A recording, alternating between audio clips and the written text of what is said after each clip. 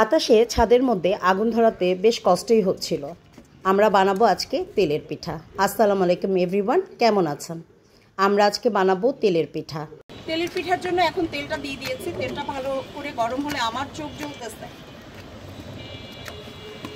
তেলের পিঠার ডোটা আমি বাসার থেকেই রেডি করে নিয়ে আসছি। কিছু রেডি করে উপরে শুধু তেলে ভাজবো।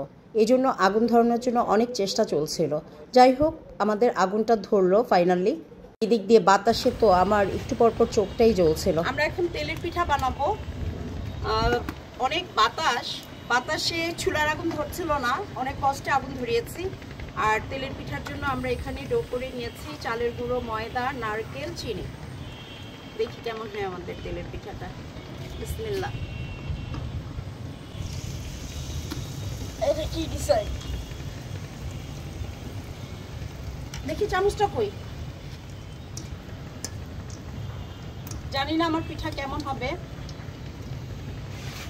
প্রথমেরটা একটু ফুলবে না হয়তো, বা পরে ফুলবে। এমন কেন? এদিকে তেলে প্রথম পিঠাটা দেওয়ার পর আমার পিঠাটা হচ্ছিল না, একেবারে চাপটির মতো হয়ে গেছে। আমি তো অনেক টেনশনে পড়ে গেছি, কেন হচ্ছে না। প্রথম পিঠাটা না হলে নাকি এটা চুলার ভিতরে দিয়ে দিতে হয়। আমি এখন শুনলাম এটা, তাহলে নাকি পরে সব পিঠাগুলো হবে। এখন আমি এটা চুলার ভিতরে কিভাবে দিব? আমি জানি। দিয়ে দিয়েছি চুলার ভিতরে প্রথম পিঠাটা। এখন দেখি পরের গুলি কি অবস্থা হয়। এবার যদি না হয় তো আমি আমার পিঠা হচ্ছিল না দেখে আমার হেল্পিং হ্যান্ড আমাকে বলছিল প্রথম পিঠাটা যেন আমি চুলার ভিতর দিয়ে দিই, তাহলে নাকি আমার পরের পিঠাগুলো সুন্দর হবে। তাই আমি ওর কথা মতো প্রথম পিঠাটা চুলার ভিতরেই দিয়ে দিয়েছি। কিন্তু দুঃখের বিষয়, আমার পরের পিঠাটাও ভালো হয়নি। আমার তো মনটা অনেক ভেঙে গেছে, কেন আমার পরের পিঠাটা ভালো হলো না। কি সমস্যা? নিশ্চয়ই কোনো সমস্যা আছে। পরে চিন্তা করলাম আমার ডোটা মনে হয় একটু গাঢ় হয়ে গেছে, এই জন্য চিন্তা করলাম ডোটাতে আরেকটু পানি দিব। আর ভাবলাম নারকেলের জন্য মনে হয় এই সমস্যা হচ্ছে, পিঠাগুলো ফুলছে না। পর আমার পরের পিঠাটাও চাপটির মতো হয়ে গেল, একটুও ফুলছিল না আমার পিঠাগুলো। আর আমার হেল্পিং হ্যান্ডকে বললাম, তুমি নিচে গিয়ে একটু পানি নিয়ে আসো, আমি পিঠাতে আরেকটু পানি দিব। আর আমার ছোট মেয়ে বলছে, মা এগুলো কি ডিজাইনের পিঠা? মতো হয়ে যাচ্ছে, মনে হয় একটু গাঢ় হয়ে গেছে। দেখি আরেকটু পানি মিক্স করে দেখি। এটা চুলের তলে দিয়ে দাও। কেন? এটা খাবো কেন? এটা বেশি। এবার খুব হতাশ হয়ে 3 নম্বর পিঠাটা বানানো চলছে। এখন 3 নম্বর পিঠাটা দেখা যাক কেমন হয়। না, এটা একটু ভালো হয়েছে, আগেরগুলোর তুলনায় একটু ভালো। অনেক সুন্দর হয়েছে,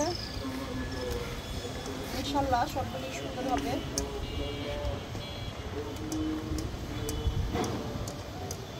আসলে সবসময় তো সবকিছু পারফেক্ট হয় না, মাঝে মাঝে একটু ব্যতিক্রমও হয়। এই দিক দিয়ে আকাশে অনেক মেঘ ধরেছে, গুড়ি গুড়ি বৃষ্টি পড়তেছে। চিন্তা করলাম এখান থেকে সব কিছু নিয়ে এখন উঠে যেতে হবে, কারণ গরম তেলে পানি পড়লে অনেক সমস্যা হবে। এই জন্য তাড়াতাড়ি করে এই পিঠাটা ভেজে চিন্তা করলাম বাসায় গিয়ে গ্যাসের চুলায় বানাবো। ততক্ষণে আমার হেল্পিং হ্যান্ড পানি নিয়ে আসছে। আমি ডোটাকে একটু পাতলা করে এর পরের পিঠাটা একটু ট্রাই করব। এই পিঠাটাকে আমি একটু লাল লাল করে ভাজবো যেন ক্রিস্পি হয়। যেহেতু ফুলেনি, তাহলে একটু ক্রিস্পি হলে হয়তোবা পিঠাটা খেতে ভালো লাগবে। এই জন্য আমি এটাকে ভালো করে ভাজতেছি। একদিকে পিঠা হচ্ছিল না, আরেকদিকে মেঘ ধরেছে আর সন্ধ্যা হয়ে আসতেছে। সব মিলে আমার মনটা অনেক খারাপ হয়ে গেছে। নারকেল দেওয়ার জন্য কি পিঠাগুলো ফুলছে না?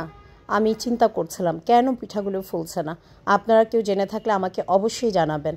নারকেল দিলে কি পিঠা ফুলে না, নাকি চুলায় আগুন বেশি এই জন্য পিঠাগুলো ফুলছে না? আমি খুব টেনশনে পড়ে গেছি।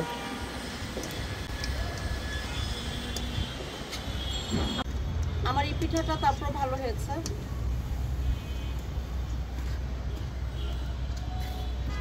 চাপটির মতন।